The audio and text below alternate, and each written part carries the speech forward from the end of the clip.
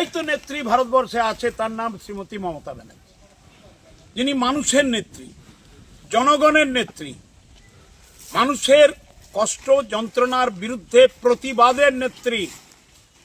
SIR নিয়ে যন্ত্রণা, মমতা ব্যানার্জি রাস্তায়।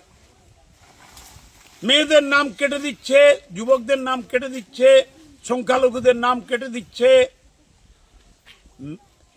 যুবক যুবতীদের নাম কেটে দিচ্ছে, আদিবাসীদের নাম কেটে দিচ্ছে, রাস্তায় মমতা ব্যানার্জি। আজকে দেখুন, যুদ্ধ পরিস্থিতির প্রেক্ষাপটে ভারত সরকারের দুর্বলতম যে অবস্থান, ভারতবর্ষের প্রধানমন্ত্রী সঠিকভাবে তা করতে পারছেন কিনা প্রশ্ন উঠে গেছে।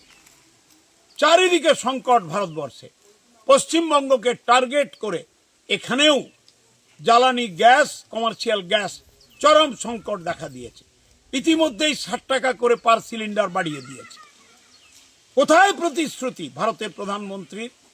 তাই আমাদের সর্বোচ্চ নেত্রী মানুষের কষ্ট দেখতে না পেরে, মায়েদের রান্নাশালের যন্ত্রণা বুঝতে পেরে তিনি আজ রাস্তায় নামছেন। আজকে এটাই হোক তার জয়যাত্রার প্রতীক, প্রতিবাদের প্রতীক।